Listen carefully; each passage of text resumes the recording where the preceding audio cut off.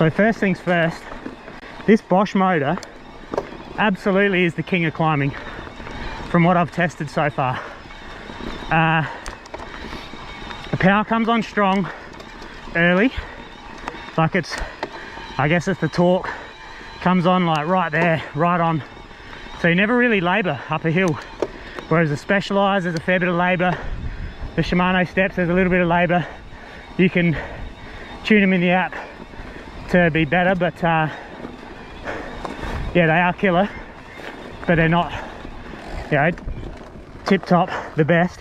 This Bosch thing just flies up the hill, and the steeper it gets, the better it is, especially with this bike with the 80-degree seat tube angle. So when it's flat, when the ground is flat, it actually feels like a weird position, like it feels like you're pedaling backwards to the pedals, like the pedals are behind you a little bit, relative to how you would usually do it and how it would usually feel. Oh, they've cleaned it up, so all these trees were on the track the last couple of days ago, and now we're all clear again, which is nice. Just give it a bit of a sight. We got 3 tokens in the rear shock at 30%, and I don't know what pressure is in there, but the fork, I've been back and forth on the street, came with 2 tokens. That was his setup. I dropped the tokens, had a bounce around, a little harsh off the top, so I've gone back to 2 tokens, and I've got that nice curve now in that stroke, so we'll see how that feels. Let's get to the top. It's just so good, so quick, so easy to climb. But I'll say it again, I've said it before, this 25k an hour limit is garbage. Oh, we could do with moving that. See, I don't know why they'd pile them up like that, but it's like, I don't know, hotspots, fire hotspots. Maybe they're doing a burn off soon, next week or something. I don't know. No pyro, so I don't know how that stuff works. All right, so this is a good idea, good example. I'm in the highest gear, easy torque. Well, not the highest, but it was like 10th of 11, I think. Now this little steep bit, just find a gear and you flex it. Like, it's so good, it's so easy. I like it. It's only mildly better than the other e-bikes or the other motors I've tested, but it's just feels better. I like it. Lap out last night, and the fork felt really weird. Like, or not, I don't know if the fork, the front tire, or the front end in general felt really, really weird. Like it was, it'd just dart. It'd just, like, this Assegai is heaps more engaged in the ground, as we already know. Like, if you look at my Assegai review, it's way more engaged. It reacts to everything. It changes direction. So I thought maybe it's the Assegai, but it had a 50mm stem on it as well. So I've swapped the 50 out for my 40, kept the same bars, same bar roll more or less. I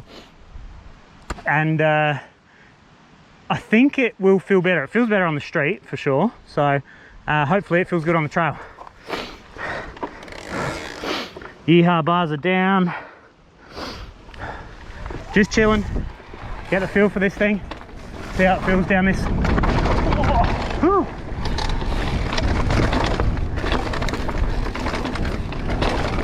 Rattly as hell, this Bosch motor, and we're already past the 25, so I'm pedaling like I'm stuck in the mud, which I don't like.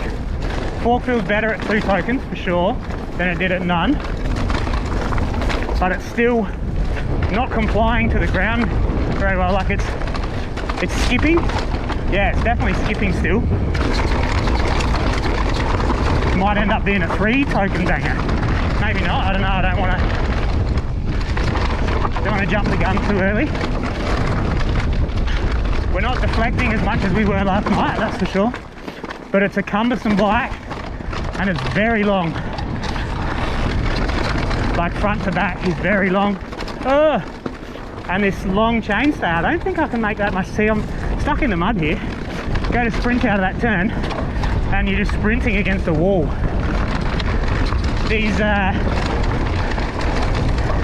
These 25k an hour restrictors are just garbage. Give a man or a woman a choice of your restriction. Don't be so silly about it.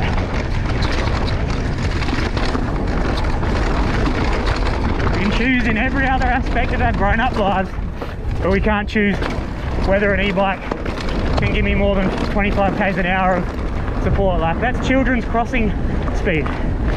It's safe enough for a child, an infant, to cross in front of you. So we're mountain bikers, we know what risk is. It's enough of the whinging, but see if we can make sense of this thing.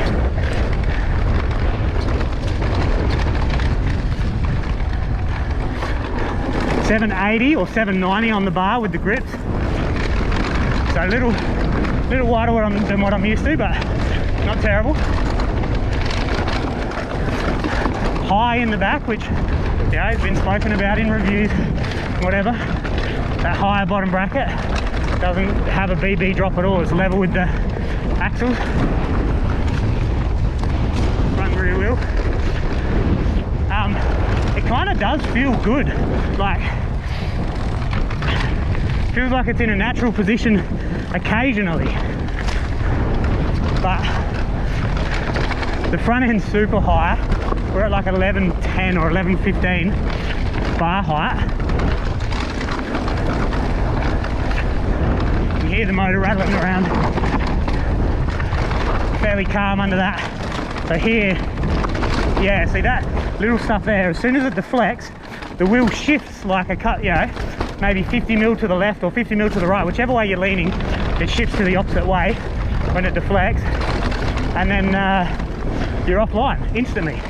So I'm gonna have to, good platform at the back to push against as I'm leaning into these turns and kind of weighting my feet.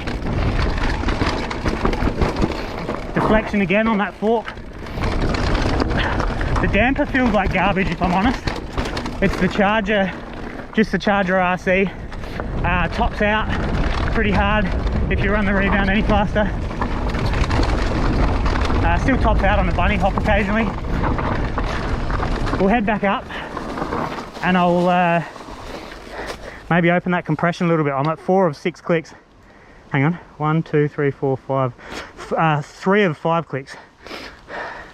So maybe 2 of 5, but it's really hollow without that compression in this kind of weather, especially in this heat. Your damping oil's a little thinner when it's hotter, so your rebound feels faster for the same setup as a cooler day, and your compression feels like there's less support.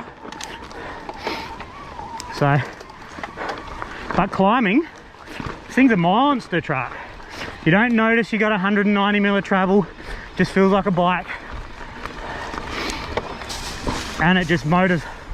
So there's positives, but it's big and cumbersome. I do not like this long chainstay stuff. I don't think. I think you got to kind of hang on a little more because your body weight's, like, your feet are too close to the middle of the bike or the front of the bike. I know I like steering from the back. Maybe it's just an adaptation I've made over the years of riding shorter chainstays, and now it's a matter of, oh no, you just got to get used to it, adapt your riding, and then once your riding's adapted, reassess it and see if it's has characteristics of things that you want and less things that you don't. So we'll see. It's a bit of a dog's brekkie out here. The trail has been blocked off by a fallen tree or whatever. So when it comes to this new Zeb, and I guess any forks really, or most forks, I think you're better, if you're in the market, you're absolutely better off going up to the ultimate model, or at least, you know, buy whatever you got and eventually upgrade to the ultimate damper, because like I was just saying about the compression, the fluids in different temperatures, when you run out of when it gets warm enough that you don't have any high-speed compression damping because the tune is, you know, set for average weather, 20 degrees Celsius or whatever, to be, you know, adequate. Not too light, not necessarily too strong, because when it gets colder it gets too harsh. If that's the preset and it stays like that, you come out riding on a 35 plus degree day, or even 30 plus degree day, your high-speed compression is going to feel weak. Fork's going to feel a little weak, like it just blows through the travel on a fast hit. so, or a big compression or impact or whatever. You want enough high speed. You want to be able to tune that. You want to be able to go, yeah, okay, it's hot as, my fork's feeling soupy, it's just going blub, blub, blub, blub. Really fast, but so I need to slow the rebound down because it's hot. But I also need to close that compression a little bit, close that high speed compression a click, maybe 2 clicks, depending on what your setup was in the colder climates, whatever. So that's something to think about if you're in the market for a fork. I kicked the EHA bar off the end on the rear shock, but the front's still got nearly 2 inches. Yeah, probably bang on 50 mil. So there's plenty of gas in the tank on the fork, but I've gone 1 less click of low speed, so now we're 2 from fully open out of a possible 5.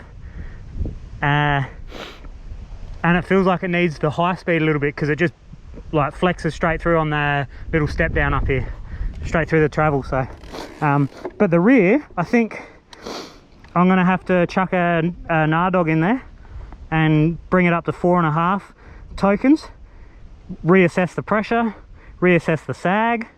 It climbs like a demon. I think this high bottom bracket and also, you know, high bottom bracket definitely makes this thing climb well. It's probably the best e-bike I've climbed on, for sure. But let's worry about the descents for now.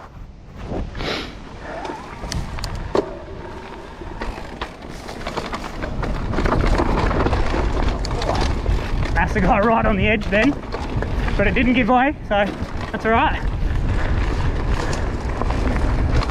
Woo!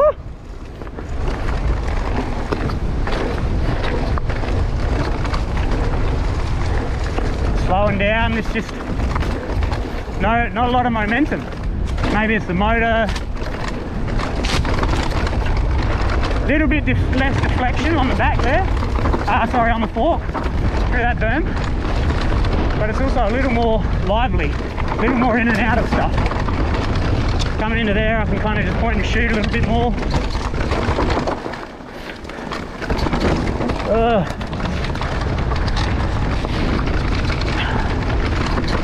Yeah, that's better for sure with the less compression, less low speed compression.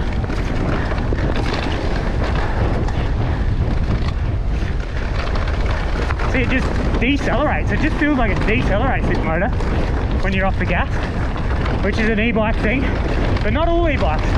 I think the new EP8 does a reasonable job of just letting the bike run outside of the restrictions. Yeah, that's definitely better on the fork.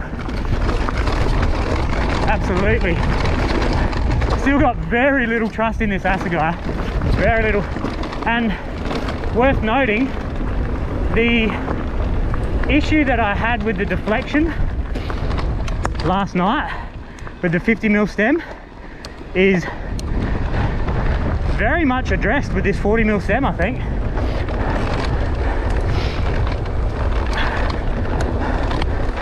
It's not flicking the bar out of my hand like it was, which is nice.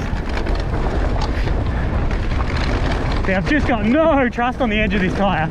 I can't push those turns at all, because if I push it and she says, no thanks Charlie, then I'm eating dirt and scratching someone's bike. So, I'm not playing that game today. Just no power outside of this restrictor, so I think nick the restrictors off, or set it at a more realistic pace. Set these restrictors off at 35.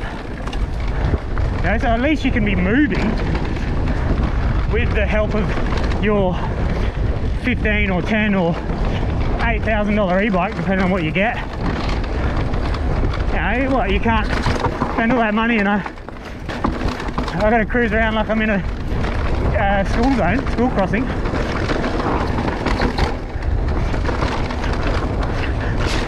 Yeah, that position doesn't feel too bad now.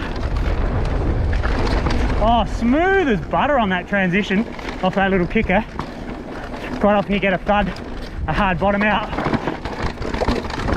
on certain bikes. Oh, whoo, too far inside then and just fighting a little bit.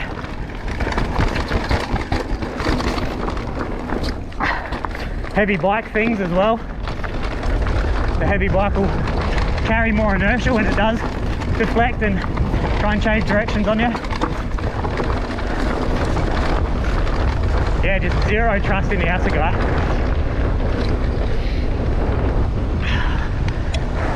Rear feels quite nice there.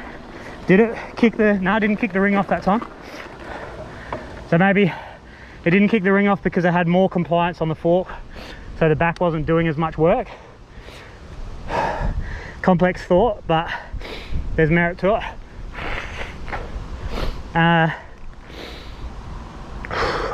That is better, but when I start riding these funky gnarly trails, this is pretty flat, pretty fast, pretty easy track. When I start riding those gnarlier trails, bumpier, tighter, I can't have the bike deflecting and being too cumbersome. So I am gonna go home, chuck a mag neg in, dump that sag down a little bit more, and we'll see where we're at. But it doesn't feel terrible with the high bottom bracket. It just doesn't, we're just not there yet. Obviously, first ride, so we're not gonna be there. We're not gonna be near, so kick on. Can you just imagine being chased by like grommets on a BMX bike? Or I've been chased before for my bike. I nearly got rolled in Paralawi for one of my bikes. It's a good thing I wasn't on an e-bike, because they definitely would have caught me and someone was getting hurt that night. So this restrictor is just troublesome on the streets, I think. Like, I know I'm whinging, I know I'm carrying on, but it's something that needs to be addressed. We're not children. We don't need a 25k an hour children's zone style restrictor. Like, wake up. Why are we doing that? I know that a lot of people, you know, get into mountain biking through e-bikes, so you know, it keeps them safe and whatever on the trails. You don't want them to have too much power, but they're all grown-ups. And if you have the option for a restriction that you can tune out with the app without losing your, oh, it's so windy, I don't know if you can hear that wind, without losing your warranty and whatnot, and without being shamed by the bike shops who think, oh my god, he's the devil because he de-restricted his bike. Like, come on, we're trying to have some fun. God damn, this has turned into a rant. But otherwise, let me switch it up on a positive. So the long chainstay, I've spoken before about, on certain bikes with long chainstays, I just cannot bunny hop it. But this thing, I can bunny hop it all day. So 455 isn't really putting me out the heezy with bunny hops. Yeah, so it's not really a detriment yet for that side of things. We'll see how it goes on the gnarly stuff. Next stop will be Waterfall Gully.